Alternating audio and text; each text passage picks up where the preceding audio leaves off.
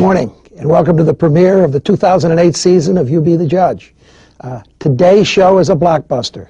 Our guest, sometimes referred to as the third senator from Pennsylvania, and recently the second senator from the city of Scranton, the chairman of the Judiciary Committee, the chairman of the Senate Foreign Relations Committee, and a man familiar to all Scrantonians, Senator Joe Biden.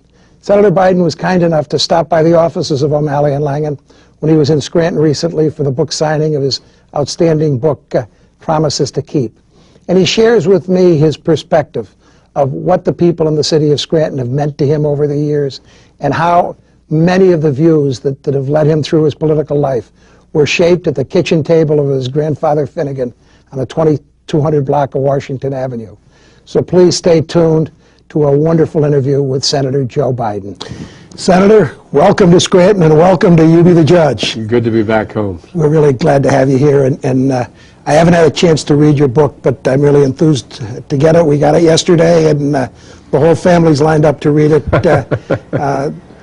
You and I have some great common friends, Jimmy Kennedy, and Tommy Bell, but my mentor when I came back here and started practicing law 30-some years ago was a fellow that was very close to your family by the name of Tommy Phillips. Yeah, Tommy Phillips was, you know, he and my grandfather worked together for years and years at the newspaper. And we used to come back from 10:30 Mass at St. Paul's, and Tommy lived on Dimmock Avenue behind us, and we lived in North Washington, and everybody hung out at my grandfather's kitchen table, all the guys in the neighborhood, and they'd argue sports and politics, and that's where I sort of got my foundation lessons about politics. You know, it's to me, over the time that you've been in the Senate, it's amazing how often you're asked to come up to Scranton, and I don't know that you've ever said no. I don't think I ever have. Look, you know, my mother, who lives with me, she's 90 years old. My mother, when you ask her to this day, and she moved from Scranton in 1953, Jean Finnegan Biden, you ask her, where's home? And she'll say, Scranton. And I said, Mrs. Biden, well, I live in Wilmington. My home is Scranton. What you guys don't realize is a lot of us leave Scranton, but it's impossible to have Scranton leave your heart. There's something about it. There's something about the ethic. There's something about the sort of the ethos of Scranton that is, and I've never been able to say no to Scranton. You know, I want to tell our viewers something. A long time ago, my daughter was in the spelling bee in Washington, D.C. And when I got down to Washington to read Washington Magazine, it had the list of the favorite restaurants of all the senators. And everybody was picking these famous Washington restaurants, or New York restaurants, or Los Angeles restaurants. Joe Biden's favorite restaurant was what? Prino's. Prino's. And I tell you what, I know Russ Jr. has a place up in the hill, but I tell you what, I happened to be coming around the corner, literally coming up under the railroad tracks to come on home to visit my friend Charlie Roth, who was really sick, and a kid I grew up with up on North Washington Avenue and in Greenridge. And literally as I came around the corner, the wrecking ball was taking down the front door of Prino's. And I got out, and I asked my brother, pull the car over. I stopped, I got out, and I took a brick, and I put a brick. I asked him if I could have a brick, and I took the brick home. And my dad was dying, and I said, Dad, I got something special for you.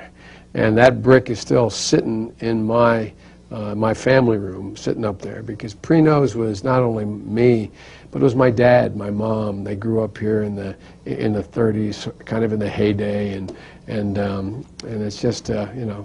And every single time, by the way, the guys came down from Scranton to come to my mom's 90th birthday party. My buddies, Judge Kennedy and you know, Larry Orr and Tommy Bell.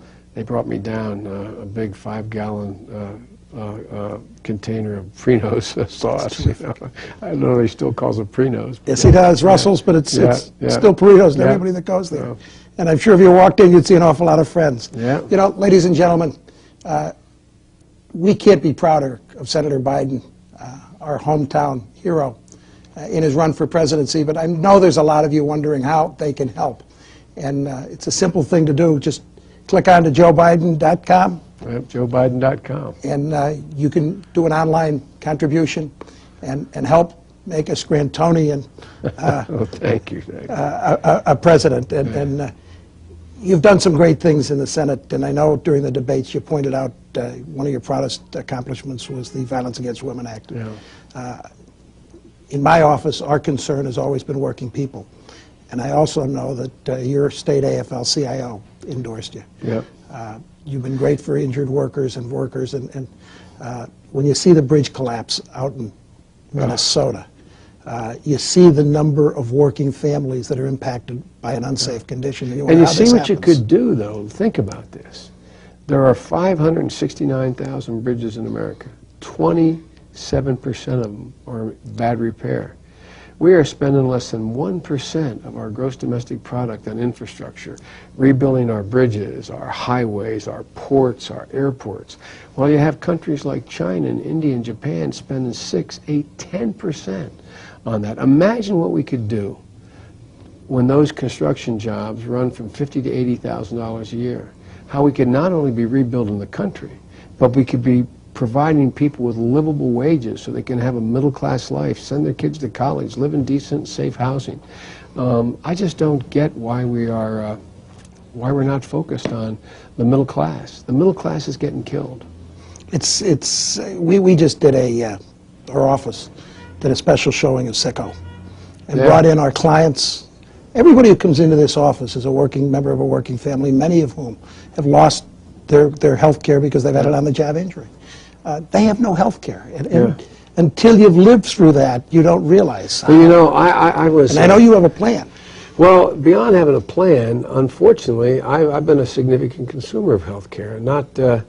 About 20 years ago, they gave me a relatively small chance of living. I had a couple cranial aneurysms. And I can remember leaving the ICU, well, actually leaving the unit to head down to the operating room, and at least knowing that no matter what happened, that my family wouldn't end up in losing everything.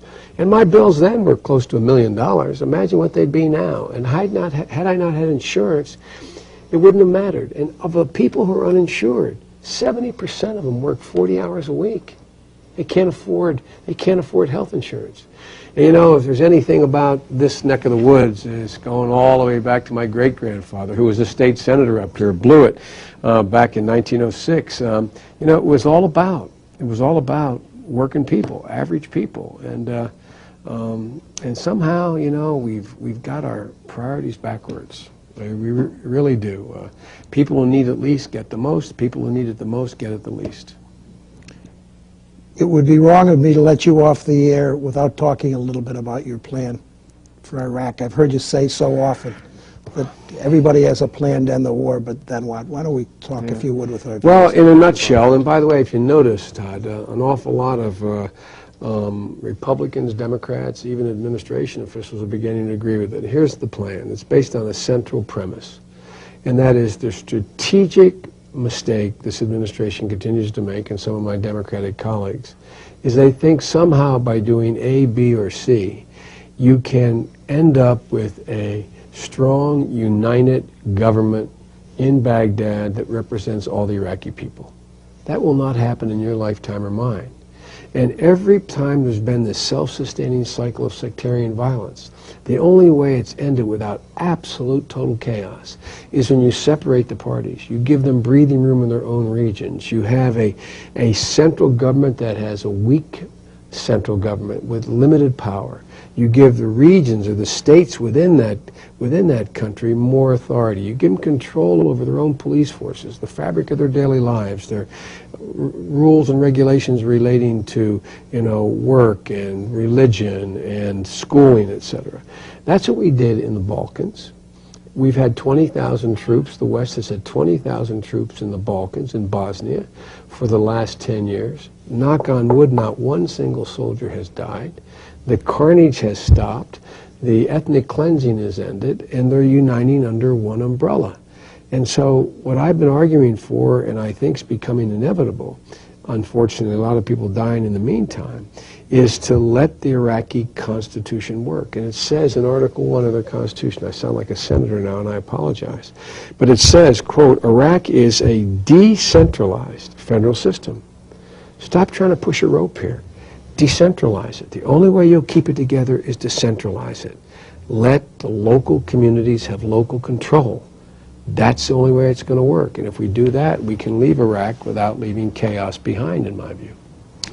Senator, thank you for being in Scranton, and thank you. It's good to be home, as I said. It really is. For us. And let's just go back over a couple of times. You were here for the Democratic dinner just recently. Oh, my Lord, I've been here. I don't think there has been a year since I've moved from Scranton, and I know there's not been a year since I have been a United States Senator, that I haven't been at Scranton at least once, and sometimes 3 or 4 times. I must admit to you, I have great difficulty when I'm asked to do it. I mean, heck, I didn't go to North Scranton High School, and 20 years ago they asked me to speaker at their 75th anniversary. I was the speaker. I don't know how to say no, but there's so many families up here that are so close to me. You've been close, you know, the Nealons, the Quinns. I mean, the list goes on. And guess what? I got a phone call. Remember a guy named Billy Coxwinkle? Wrote Sure. E.T., Yep. a best-selling author. Scranton, lived up on Adams Avenue. I got a long letter from Billy. He's now up in Maine, talking about how much he misses Scranton and reminiscing about the old days. And so, as I said, you all know somebody who's left Scranton, and you all know Scranton hasn't left their heart at all. It's an amazing place. You should be proud of where you are, and I tell you what, I always love coming home. Thanks, Senator.